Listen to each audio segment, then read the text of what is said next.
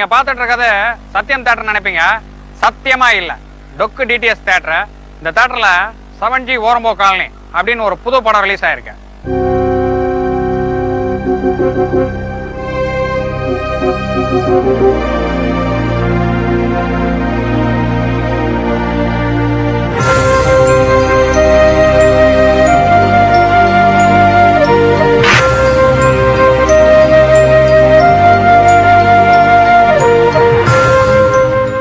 தியேட்டருக்கு வந்திருக்கிற க்ரௌட பார்த்து நான் அப்படியே ஸ்டன் ஆயிட்டேன். ஏன்னா ஒரு 10-15 பேருக்கு மேல வந்திருக்காங்க. என்ன சார் சொன்னீங்க? ஒரு 10-15 பேருக்கு மேல வந்திருக்காங்க. அவங்க யாரு தெரியுமா? தியேட்டர் ஓனரு, தியேட்டர் டிக்கெட் கொடுக்குறாங்க, சம்சா விற்கிறவங்க, பெரிய ராயா. ஸ்டன் ஆயிட்டா நம்ம ஸ்டன்னு. அதெல்லாம் எங்களுக்கும் தெரியும். இன்ஃபேக்ட் 1947ல செகண்ட் வேர்ல்ட் வார் நடந்தப்போ ரோட்ல நின்று நெப்போலியன் இப்படிதான் கம்பேர் பண்ணாரு. அப்ப குறுக்குல ஒருத்தன் வந்து கலாய்ச்சான். அவனை எப்படி தெரியுமா அடிச்சாரு? இப்படிதான் அடிச்சாரு, இப்படிதான். எல்லா படத்துலயும் டைரக்டர் வந்து கடைசியில் தான் மெசேஜ் சொல்லுவாரு. பட் இந்த படத்துல கொஞ்சம் வித்தியாசமா டைரக்டர் முதல்ல மெசேஜ் சொல்லியிருக்காரு. அதாவது சிறு குடும்பம் சீரான வாழ்வுன்னு. A very good message sir. அது குடும்ப கட்டுப்பாடுக்காக போட்ட நியூஸ் ரீல் சார். அத போய் படம்னு பார்த்துட்டு கை தட்டி விசில் அடிச்சுட்டு வந்துக்கிறீங்களே, உங்களை எல்லாம் போய் என்னமோ போங்க. இந்த 7G ஓரம்போ காலனி படத்துல ஒரு சூப்பர் சீன் ஒண்ணு. பொதுவா பசங்க குடிச்சிட்டு வந்தாங்கன்னா அப்பங்காரங்க எல்லாம் திட்டுவானுங்க. ஏன் திட்டுறானுங்கன்னா தனக்கு வாங்கிட்டு வரலன்ற ஒரு ஆதங்கத்தினாலதான். அந்த ஆதங்கத்தை நம்ம இயக்குனர் எவ்வளவு அழகா சொல்லியிருக்காருன்றத பாருங்க. இல்ல அனிதா, நீ வாடா, நான் சொல்றேன்.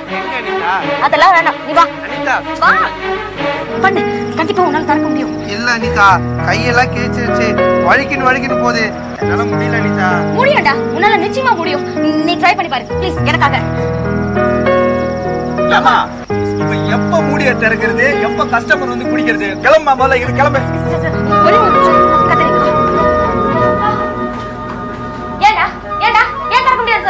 இல்ல அனிதா, வர வழியில மிச்சர் சாப்பிட்டேன், கையெல்லாம் எண்ணெய் ஆயிடுச்சு, திறந்தா வலிக்கின்னு போகுது.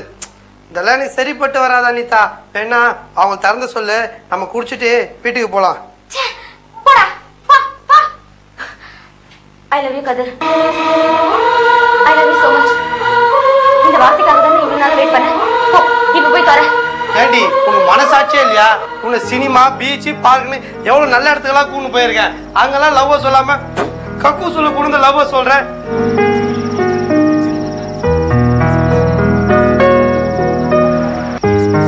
என்னடா இது? டாஸ்மார்க்ல வேலை கிடைச்சிருக்கு, முதல் நாள் சம்பளமா கொடுத்தாங்க.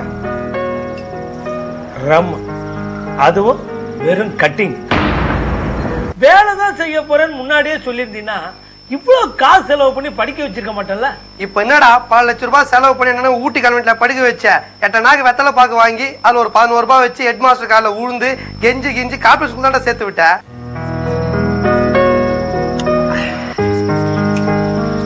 எங்க நல்ல சரக்கா இல்லையா பின்ன? டாஸ்மார்க் ரெமடி ராவா அடிச்சா கூட நெஞ்சு எரியாது. எங்க டாஸ்மார்க்னா அவ்வளவு பெரிய வேலையா? கவர்மெண்ட் உத்தியோகம். இனிமே கல்யாண வீடா இருந்தாலும் கருமாதி வீடா இருந்தாலும் நமக்கு சரக்குக்கு பஞ்சமே இல்லை. போய் தண்ணி கொண்டு வா, அவன் மனசு மாதிரி குடிக்கிறதுக்குள்ள நானே குடிச்சிடறேன். இவ்வளவு அலைச்சல் அலையறீங்களே, அவன் சரக்கு வாங்கி கொடுக்கும் போது குடிக்க வேண்டியதானே, அப்புறம் எதுக்கு அவனை திட்டுறீங்க? இத்தனை நாள் அவனை திட்டி இருக்கேன், அடிச்சிருக்கேன். இப்ப சரக்கா அலைஞ்சு புடிச்சு குடிச்சா நம்ம அப்போ ஒரு கட்டிங்கா அலையறான்னு தப்பா நினைச்சுக்க மாட்டானாடி. அவனுக்குள்ளே என்னமோ இருந்திருக்கு பாரு. அவன் ஒரு ஃபுல் பாட்டில் கையில வச்சுக்கிட்டு மூடிய கூட திறக்க முடியாம திருதுன்னு முழிச்சுக்கிட்டு இருந்திருக்கான். ஒரு குவார்டர் பாட்டில் அசால்ட்டா திறந்துட்டான்.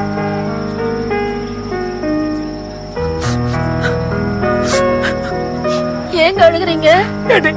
இவ்வளவு வாங்கிட்டு வந்தவனுக்கு ஒரு சைட் டிஷ் வாங்கிட்டு வரணும் தெரியல பத்தியா?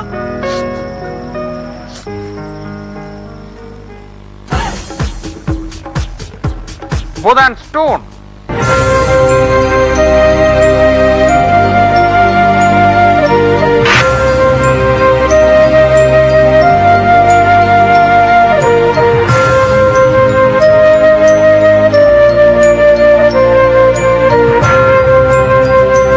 வஞ்சிக்கிறீங்க, ஒண்ணுமே புரியலையே. நான் வரையில நேத்து அந்த பேனா புதுசா வாங்கினேன், அதான் நல்லா எழுதானே கிறுக்கி பார்த்து செக் பண்ணிடுறேன். புதன் sponge. Saminathan, you are not a good artist. இது எனக்கு மட்டும் இல்ல, ஜனங்களுக்கும் தெரியும். பட் தெரியாதனமா இந்த கௌரவன்ற படத்துல மட்டும் ஒரு எக்ஸ்ட்ராடனரி கேரக்டர் பண்ணிருக்கீங்க. கண்ணா நீயும் நானுமா, கண்ணா நீயும் நானுமா, நீயும் நானுமா, கண்ணா நீயும் நானுமா. நீங்களும் நானும் ஒண்ணு இல்லதான், இருந்தாலும் உங்களை மாதிரி நடிக்கணும்னு ஒரு நப்பாசை. தப்பா இருந்தா மன்னிச்சு விட்டுருங்களா? காலம் மாறினால் கௌரவம் மாறுமா, காலம் மாறினால் கௌரவம் மாறுமா. அதான் இந்த கௌரவம் மாறி விடுத்த.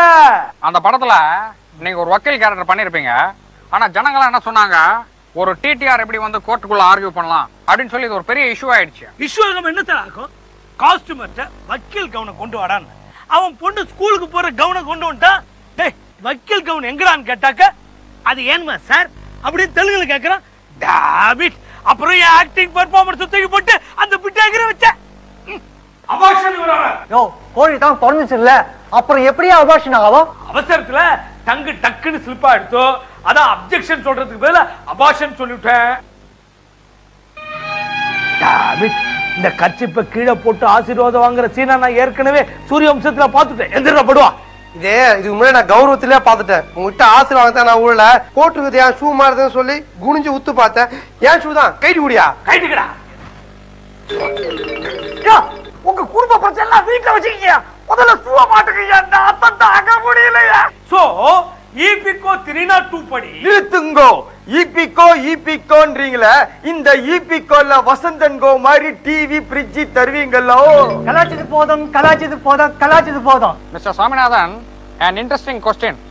நீங்க இந்த முதல்வன் படம் பாத்தீங்கன்னா? ஆமா சார், இந்த அர்ஜுன், மனிஷா கொய்ராலா, ரகுவரெல்லாம் நடிச்சாங்களா அந்த படம் தானே? No, you are mistaken me. நான் அந்த முதல்வன் சொல்லல. நீங்க இந்த காபா அடைப்பு சங்க தலைவரா வருவீங்க இல்லையா, அந்த முதல்வன் சொன்னேன்.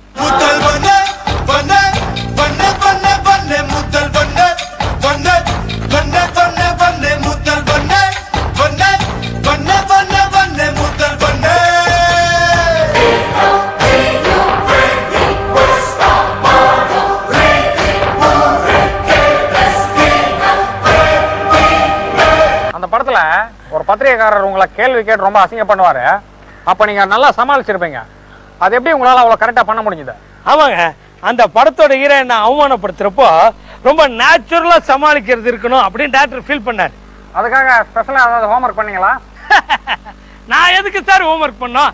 என் பையன் தான் பண்ணுவான். நான் அதை கேட்கல, நீங்க இந்த ஃபேஸ் ரியாக்ஷன்ஸ்க்காக ஏதாவது பிராக்டிஸ் பண்ணுவீங்களான்னு கேட்டேன். ஆமா சார், அதுக்காக நட்ட ராத்திரி குப்பத்துல அசந்து தூங்குறவங்க காலை போய் மிதிச்சா அவங்க எந்திரிச்சு அசிங்கமா வண்டையா கேட்பாங்க பாருங்க. அப்போ ஒரு சமாளிப்பேன். அந்த சமாளிப்பை துப்பி இங்க போட்டேன், பீஸ் எகிரிடுச்சு. வணக்கம். வணக்கம்.